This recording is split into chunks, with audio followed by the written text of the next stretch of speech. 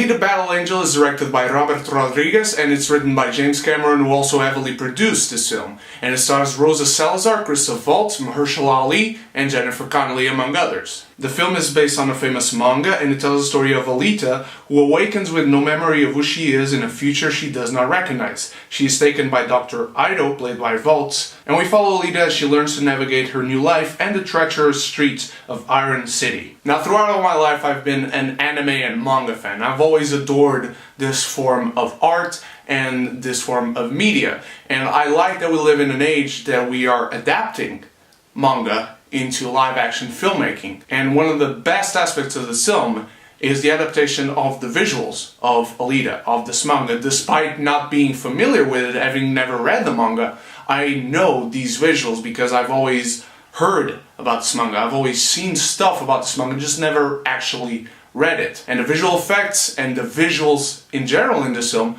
are fantastic. Of course, produced by James Cameron, you would expect nothing less, but this film truly looks astonishing. The visual effects, the cityscape, the city that hovers this main city of the film, everything looks amazing. There is an element of Uncanny Valley when it comes to Alita's eyes, but everything about her movement, every other robot surrounding her who she battles with and who she skates with, we'll get to that, is magnificent. The action set pieces are fantastic as well. This action is exhilarating. It's fantastic to look at. It looks beautiful, and so do the roller skating races, which are adrenaline fueled. And cinematography and color and all that. This film looks impeccable. There is nothing to complain about this massive world that is so unlike any other thing that we've seen before, which was a fear going into this film,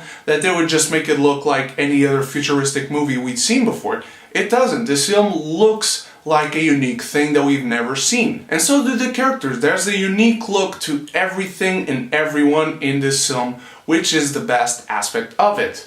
Another great aspect, Christoph Waltz. The dude gives the best performance in this film, and he's the most compelling character in this film. That is not saying much, however.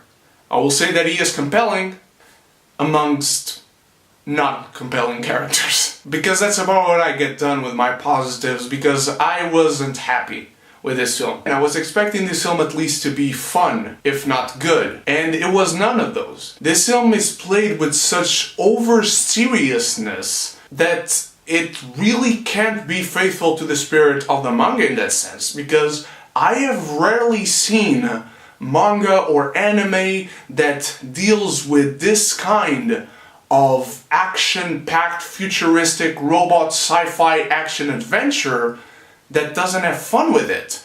This is not a film like Ghost in the Shell where it's all cerebral and philosophical and you need to think about stuff. This is entertainment. This film is so anime in certain aspects that I was flabbergasted at not seeing anyone or anything being dealt with in a fun sense. None of the performers in this film are having fun in their roles, and most of them are wasted. Jennifer Connelly is wasted. She is literally doing nothing in this film. Mahershala Ali, I was expecting this guy to kind of chew the scenery, but he is actually used as a puppet for who is actually the real villain in the film, who we don't see that much of. Rosa Salazar, she really couldn't do much with how trapped she feels playing Alita, playing a robot behind a motion capture. This is a young actress who needs to refine her acting chops before trying to convey emotion or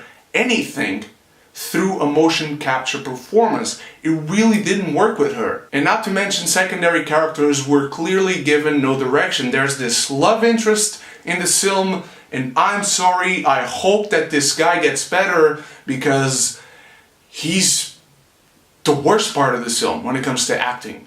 There was no direction given to this guy. And the relationship he creates with Alita doesn't work because there is no chemistry at all. There's almost a Twilight sense to it. There are so many things in this film left to be explored, and they only worried to explore it enough to set it up for the sequel. The film feels half unfinished, and the other half feels like it belongs In a sequel, we learn so many little details about Alita. The film drops these droplets of knowledge on us, but then never explores it and only sets it up for us to find out later. Not to mention that despite the action being exhilarating and awesome to look at, it becomes visual noise because you don't really care about any of these characters. Alita changes her motivations constantly from scene to scene. It doesn't really make sense. One of the biggest scenes of the film is Alita basically telling people that either they help her or she will beat everyone up. It was really hard to connect or even like most of these characters, again, beyond Christoph Waltz's Dr. Ido. I struggled to care on a narrative standpoint